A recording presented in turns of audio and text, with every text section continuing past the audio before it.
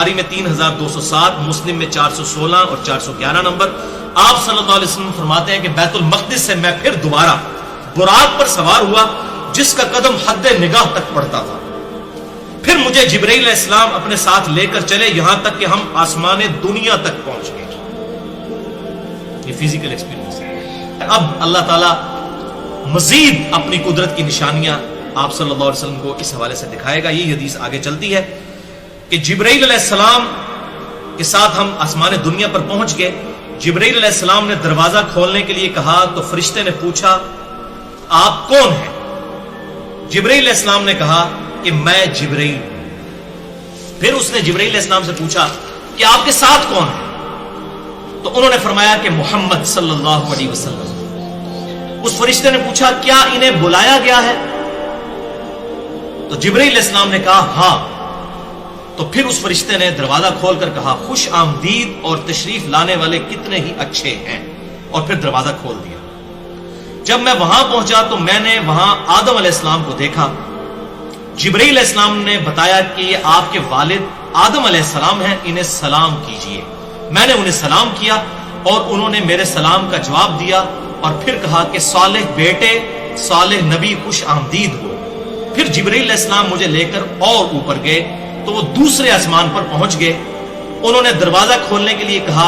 پوچھا گیا کون ہے؟ انہوں نے کہا جبرائیل. پھر پوچھا گیا آپ کے ساتھ کون ہے؟ انہوں نے کہا محمد صلی اللہ علیہ وسلم. پوچھا گیا کیا ان کی طرف کسی کو بھیجا گیا تھا؟ فرمایا ہاں. تو انہوں نے کہا خوش آمدید، آنے والے کتنے ہی اچھے ہیں، اور دروازہ کھول دیا دوسرے آسمان کا. دوسرے آسمان پر پہنچے تو کہتے ہیں آپ صلی اللہ علیہ وسلم دروازہ کھولا گیا. جب میں وہاں پہنچا تو یحییٰ اور عیسیٰ علیہ السلام سے ملاقات ہوئی. وہ دونوں خالہ زاد تھے. فرمایا گیا یہ یحییٰ علیہ السلام ہے اور یہ عیسیٰ علیہ السلام ہے، ان دونوں کو سلام کیجیے. میں نے سلام کیا تو ان دونوں نے میرے سلام کا جواب دیا اور مجھے کہا صالح بھائی خوش آمدید ہو، نبی صالح خوش آمدید ہو. اور سنن ابن ماجہ میں حدیث ہے 4081 نمبر انٹرنیشنل نمبر کے مطابق، المستدرک للحاکم میں بھی موجود ہے. امام حاکم نے بھی صحیح کہا، امام ذہبی نے بھی موافقت کی، مسند امام احمد میں بھی ہے. اور میں کہ جب حضرت عیسیٰ علیہ السلام سے آپ صلی اللہ علیہ وسلم کی ملاقات ہوئی نا، تو حضرت عیسیٰ علیہ السلام اور باقی انبیاء کرام علیہ السلام سے جو آسمانوں پر ملاقات ہوئی تو سب سے آپ صلی اللہ علیہ وسلم نے پوچھا کہ بتاؤ قیامت کب آئے گی؟ تو سب نے کہا کہ اس کا علم صرف اللہ کے پاس ہے، اور تم چلے جاؤ حضرت عیسیٰ کے پاس. پھر آپ صلی اللہ علیہ وسلم الٹیمیٹلی حضرت عیسیٰ کے پاس آئے کہ آپ بتائیے کہ قیامت کب آئے گی. تو انہوں نے کہا کہ قیامت آنے کا تو مجھے نہیں پتا، لیکن ایک بات یہ ہے کہ قیامت سے پہلے دجال آئے گا اور اللہ تعالیٰ مجھے آسمان سے زمین پر اتارے گا، اور جہاں تک میری سانس جائے گی میری سانس سے وہ پگھلے گا، اس کو میں قتل کروں گا. اور اس کا ذکر اشارتاً قرآن میں بھی موجود ہے کہ حضرت عیسیٰ علیہ السلام قیامت کی خبر ہے. سورہ الزخرف آیت نمبر 61 ہے وَإِنَّهُ لَعِلْمٌ لِلسَّاعَةِ، اور عیسیٰ علیہ السلام قیامت کی خبر ہے. یہ سنن ابن ماجہ 4081 نمبر حدیث ہے. مستدرک للحاکم میں بھی موجود ہے، امام حاکم نے صحیح کہا، امام ذہبی نے صحیح کہا، اور مسند امام احمد میں بھی موجود ہے. دوسرے آسمان پر حضرت عیسیٰ علیہ السلام سے یہ ڈسکشن ہوئی. پھر مجھے تیسرے آسمان پر لے جایا گیا. پھر وہی گفتگو ریپیٹ ہوئی. تیسرے آسمان پر یوسف علیہ السلام سے ملاقات ہوئی. چوتھے آسمان پر حضرت ادریس علیہ السلام سے ملاقات ہوئی. پانچویں آسمان پر ہارون علیہ السلام سے ملاقات ہوئی. اور پھر چھٹے آسمان پر پہنچے تو دروازہ کھولنے کے لیے کہا تو انہوں نے پوچھا کون؟ فرمایا جبرائیل. پوچھا گیا آپ کے ساتھ کون؟ فرمایا محمد صلی اللہ علیہ وسلم. پوچھا گیا ان کی طرف پیغام بھیجا گیا تھا؟ فرمایا ہاں. کہا گیا خوش آمدید، آنے والے کتنے ہی اچھے ہیں. دروازہ کھول دیا گیا. جب میں وہاں چھٹے آسمان پر پہنچا تو موسیٰ علیہ السلام تشریف فرما تھے. جبرائیل علیہ السلام نے فرمایا یہ موسیٰ ہیں، انہیں سلام کیجئے. میں نے انہیں سلام کیا تو انہوں نے سلام کا جواب دیا. پھر فرمایا صالح بھائی اور صالح نبی خوش آمدید ہو. جب میں موسیٰ علیہ السلام سے آگے بڑھنے لگا یعنی 7ویں آسمان کی طرف تو موسیٰ علیہ السلام رونے لگے.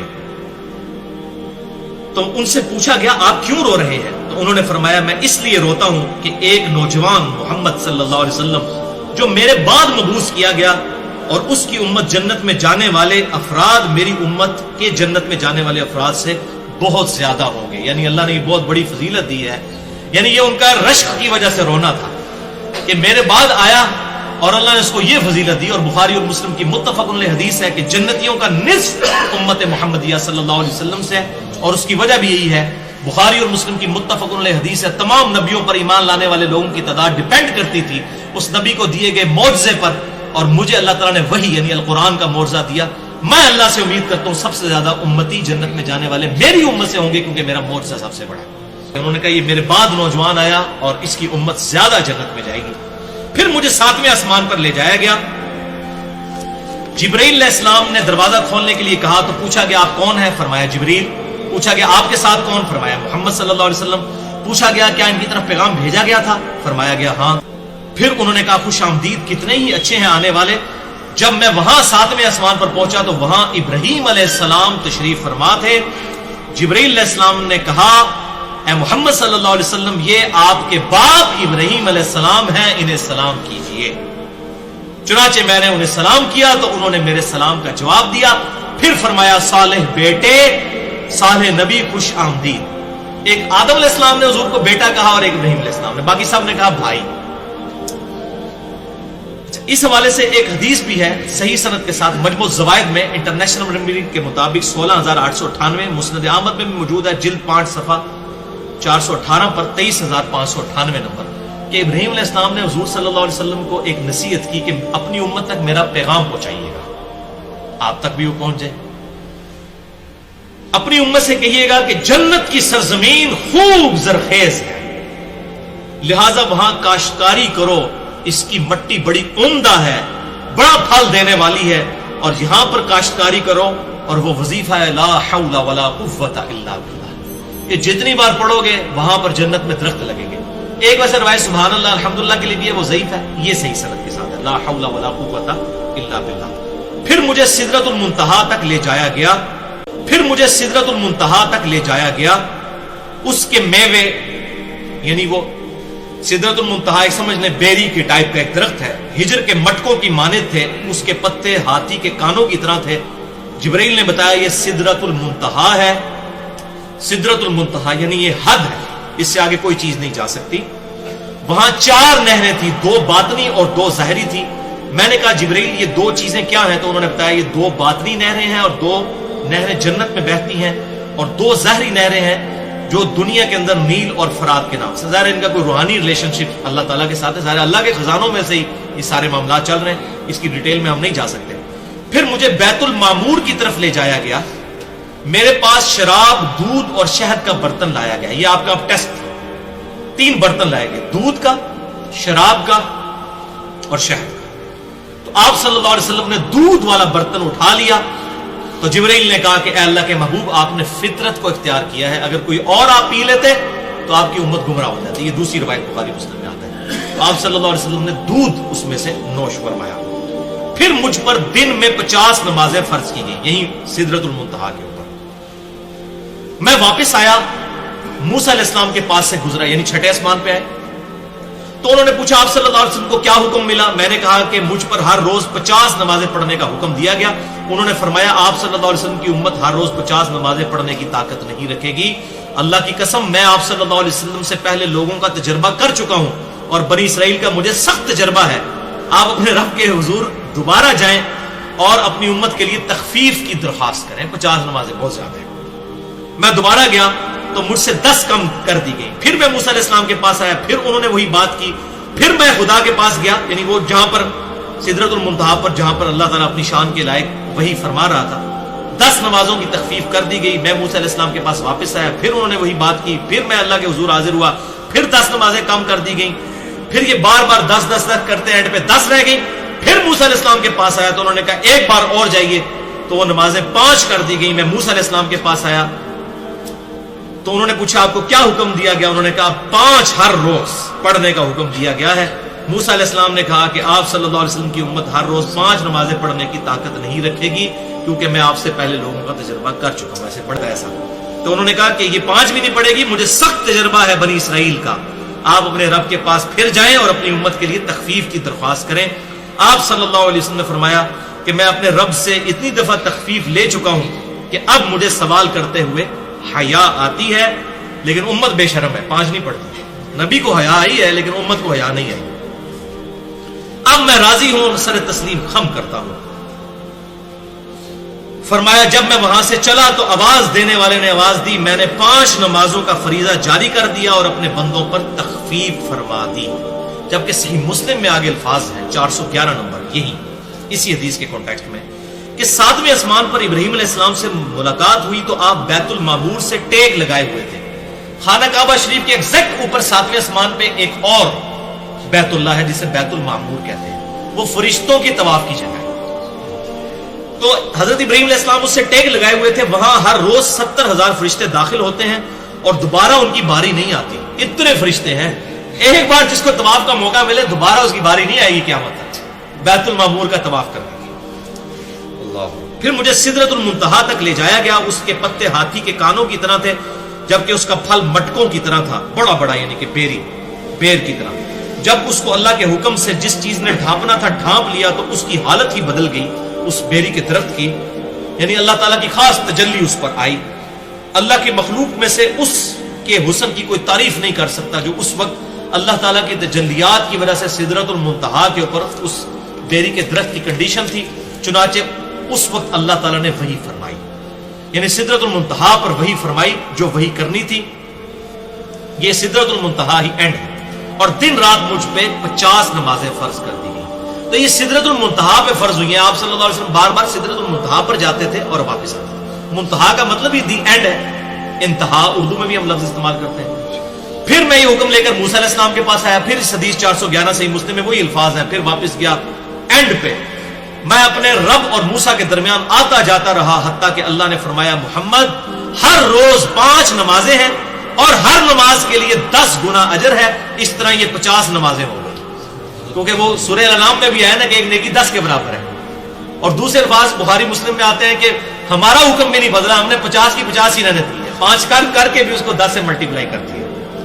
حتیٰ کہ اللہ تعالیٰ نے فرمایا کہ محمد صلی اللہ علیہ وسلم ہر روز یہ 5 نمازیں ہیں اور ہر نماز کے لیے 10 گنا اجر ہے. اس طرح یہ 50 نمازیں ہوئیں. جو شخص کسی نیکی کا ارادہ کرے اور اس نیکی کو نہ کر سکے تو میں اس کے لیے ایک نیکی پھر بھی لکھ دوں گا، اور اگر وہ نیکی کو کر لے تو 10 نیکیاں لکھوں گا. اور جو شخص برائی کا ارادہ کرتا ہے لیکن وہ اسے نہیں کرتا تو میں اس کے لیے کچھ بھی نہیں لکھتا. اگر اس کا ارتکاب کرے گا تو صرف ایک ہی برائی لکھی جاتی ہے.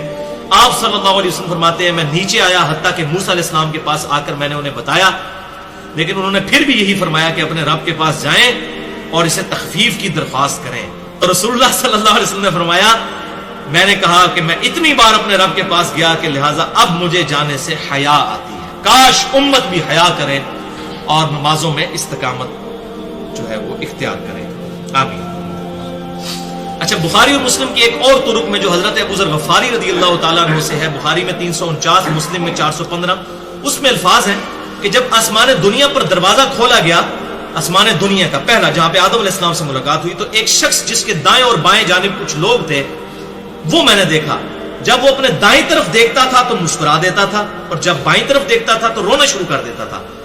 اور اس شخص نے کہا خوش آمدید نبی صالح اور بیٹے صالح. میں نے جبریل سے پوچھا یہ کون ہے؟ تو انہوں نے بتایا کہ یہ آدم علیہ السلام ہے. ان کے دائیں اور بائیں جانب جو گروہ ہیں یہ ان کی اولادوں کی روحیں ہیں. جب وہ دائیں طرف یعنی جنتیوں کے گروہ کو دیکھتے ہیں تو خوش ہوتے ہیں اور جب بائیں طرف دیکھتے ہیں جہنمیوں کو تو رونا شروع کر دیتے ہیں. اللہم اجرنا من النار، اللہم اجرنا من النار، اللہم اجرنا من النار، اللہم من احییتہ منا فاحیہ علی الاسلام ومن توفیتہ منا فتوفہ علی الایمان. پھر باقی انبیاء اکرام علیہ السلام سے ملاقات ہوئی. پھر مجھے اوپر لے جایا گیا حتیٰ کہ میں اس قدر بلند ہوا اور اس جگہ تک پہنچ گیا جہاں میں نے قلموں کے لکھنے کی آواز سنی. یعنی یہ جو لوح محفوظ پہ قلم اور فرشتے جو اللہ تعالیٰ کی یہ ڈیٹیل قرآن حکیم میں بھی مختلف جگہوں پر آتی ہے، احادیث کے اندر بھی، کہ فرشتوں پر بھی احکامات جو ہے سدرۃ المنتہا کے اوپر نازل ہوتے ہیں. پھر وہ اللہ تعالیٰ کے حکم سے لکھتے ہیں ان چیزوں کو جو انہوں نے آ کے دنیا میں ایکٹیویٹیز پرفارم کرنی ہوتی ہیں. اور پھر اللہ تعالیٰ نے میری امت پر 50 نمازیں فرض کر دیں اسی سدرۃ المنتہا پر. مجھے سدرۃ المنتہا تک لے جایا گیا. کئی رنگوں نے اسے ڈھانپ رکھا تھا، میں نہیں جانتا وہ کیا ہے.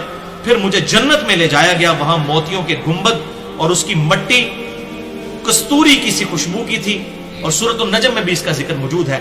عند سدرۃ المنتہا عندها جنت المأوا. سدرۃ المنتہا کے ہی پیرلل جنت المأوا جنت ہے.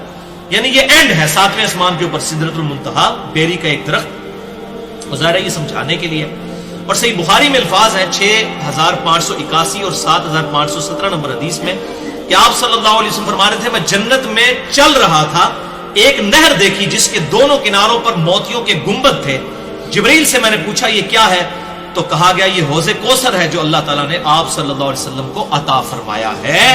اس کی مٹی خوشبو مشک کی مانند تھی، مٹی کی خوشبو، الحمدللہ۔ اور جامعہ ترمذی میں 3147 نمبر حدیث ہے کہ آپ صلی اللہ علیہ وسلم فرماتے ہیں مجھے شب معراج اللہ نے جنت اور دوزخ اور آخرت کی ہر وہ چیز دکھا دی جس کا وعدہ کیا گیا۔ یعنی قرآن حکیم میں جو جو عذابات یا نعمتوں کا ذکر ہے نا، جو نہ کسی آنکھ نے دیکھی، نہ کسی کان نے سنی، نہ کسی دل پہ کھٹکا گزرا، وہ ساری چیزیں شب معراج مجھے دکھا دی گئی۔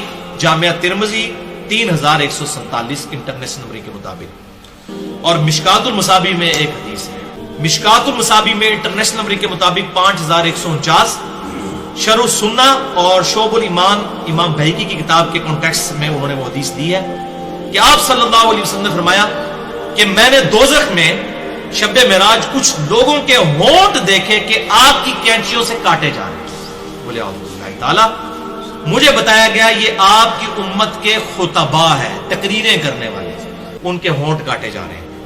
اور 7 الفاظ بڑے خطرناک ہیں، اور اس میں الفاظ ہیں جبریل علیہ السلام نے عرض کی کہ یہ لوگوں کو تو نیکی کا حکم دیتے تھے اور خود عمل نہ کرتے تھے، کتاب اللہ پڑھتے تھے مگر کتاب اللہ پر عمل نہ کرتے تھے۔ اچھا، سنن نبی داؤد میں ایک حدیث ہے 4878 غیبت والے چیپٹر میں، کتاب الادب چیپٹر کے اندر، کہ معراج میں میرا گزر ایسے لوگوں پر ہوا جن کے تانبے کے ناخن تھے جن سے وہ اپنے چہروں اور سینوں کو نوچ رہے تھے اور چھیل رہے تھے۔ میں نے پوچھا یہ لوگ کون ہیں؟ تو بتایا گیا یہ دنیا میں گوشت کھاتے تھے لوگوں کے اور ان کی عزت کے درپے رہتے تھے، یعنی تہمت لگانے والے اور غیبت کرنے والے۔ عزت کے درپے یہ ہے کہ خام خواہ تہمت لگانا۔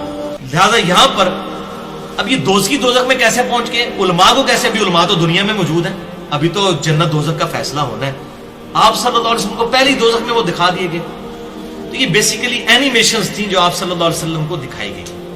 مشکات المصابیح میں انٹرنیشنل نمبر کے مطابق 4606 سے لے کر 4627 تک 22 احادیث۔ صحیح مسلم میں ایک اور حدیث ہے 431 نمبر۔ عبداللہ ابن مسعود رضی اللہ تعالیٰ عنہ کہتے ہیں کہ جب رسول اللہ صلی اللہ علیہ وآلہ وسلم کو معراج کروائی گئی تو انہیں سدرۃ المنتہا تک لے جایا گیا، وہ 6 آسمان پر ہے۔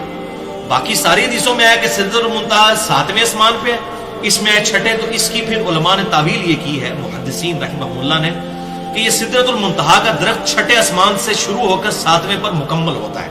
کیونکہ آپ دیکھیں سدرۃ المنتہا میں آتا ہے، آپ نے فرمایا انہیں پتے دیکھے اور اس کے مٹکوں کی طرح کے فروٹ دیکھے۔ ظاہر ہے کہ وہ پتے اور فروٹ تو اوپر والے حصے میں ہوتے ہیں، تو جڑ اس کی 6 سے شروع ہو جاتی ہے۔ زمین سے اوپر جانے والی ہر چیز کی حد سدرۃ المنتہا ہے، اسی مقام سے احکامات لیے جاتے ہیں۔ فرشتوں کو بھی، جبرائیل کو بھی اور نبی صلی اللہ علیہ وسلم پہ بھی نمازیں اسی مقام پر فرض ہوئی تھی، سدرۃ المنتہا پر۔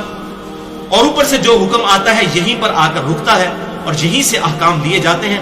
آپ صلی اللہ علیہ وسلم نے فرمایا جس چیز نے سدرہ کو ڈھانپنا تھا اس کو ڈھانپ رکھا تھا۔ ابن مسعود رضی اللہ تعالیٰ عنہ کا بیان ہے کہ اس سے مراد ہے، اور یہ آیت قرآن حکیم میں موجود ہے، وہ سونے کے پروانے اور پتنگے تھے جو کہ اس کے اوپر بیٹھے ہوئے تھے، یعنی سدرۃ المنتہا کے اس بیری کے درخت کے اوپر۔ رسول اللہ صلی اللہ علیہ وسلم کو سدرۃ المنتہا پر اللہ نے 3 چیزیں عطا فرمائیں۔ صحیح مسلم 431 نمبر، یہ اب آپ سن لیجیے۔ نمبر 1 5 نمازیں عطا فرمائیں۔ نمبر 2 سورۃ البقرہ کی آخری 2 آیات، آمن الرسول بما انزل الیہ من ربہ والمؤمنون کل آمن باللہ وملائکتہ وکتبہ ورسلہ لا نفرق بین احد من رسلہ، یہ آخر تھا۔ پھر وہ مجھے 7ویں آسمان اوپر لے گئے تو ہم سدرۃ المنتہا تک پہنچے، وہاں مجھے ایک بادل نے ڈھانپ لیا، میں سجدے میں گر پڑا۔ مجھے کہا گیا تحقیق میں نے جس دن آسمان و زمین پیدا کیے تھے آپ اور آپ کی امت پر 50 نمازیں فرض کر دی تھیں، لہذا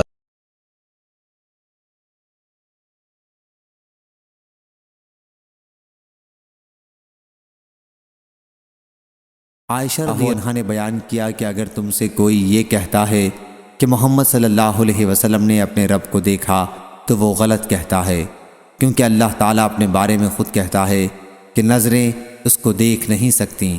اور جو کوئی کہتا ہے کہ حضرت صلی اللہ علیہ وسلم غیب جانتے تھے تو غلط کہتا ہے، کیونکہ خداوند تعالیٰ خود کہتا ہے کہ غیب کا علم اللہ کے سوا اور کسی کو نہیں۔ صحیح بخاری حدیث نمبر 7380۔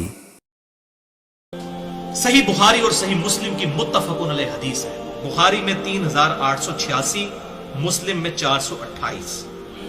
جابر بن عبداللہ رضی اللہ تعالیٰ عنہ کہتے ہیں کہ آپ صلی اللہ علیہ وسلم نے فرمایا، جب قریش مکہ نے مجھے معراج کے حوالے سے جھٹلا دیا، تو قریش مکہ نے مجھے جھٹلایا تو میں حتیم کعبہ میں کھڑا ہو گیا، وہ جو سائیڈ پہ چھوٹی سی دیوار ہے۔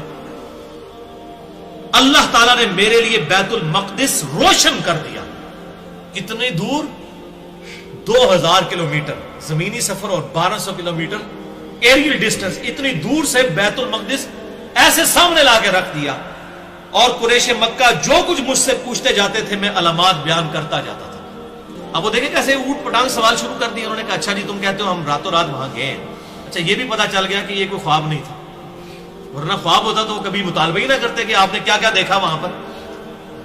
خواب میں تو بڑے بڑے لوگ ہو آتے ہیں، تو وہ کہہ رہے اچھا تم گئے ہو تو ذرا بتاؤ کہ وہاں بیت المقدس کی سیڑھیاں کتنی تھیں، کتنے دروازے تھے۔ آپ اندازہ کریں ایک بندہ اگر ایک رات کے لیے زندگی میں پہلی اور آخری دفعہ وہاں پر گیا ہے تو اس کو یہ آپ کی اکیڈمی کی جو سیڑھی ہیں، میں کچھ 4 سال سے چڑھ رہا ہوں، آپ مجھے پوچھیں کتنی سیڑھی ہیں میں نہیں بتا سکتا، حالانکہ میں سینکڑوں دفعہ چڑھ چکا ہوں۔ آپ صلی اللہ علیہ وسلم ایک دفعہ گئے ہیں۔ اب جب یہ سوال کرنے شروع کیے تو ظاہر ہے آپ صلی اللہ علیہ وسلم کیسے اس نظر سے تو آپ نے وہ چیزیں یاد نہیں کی ہوئی تھی۔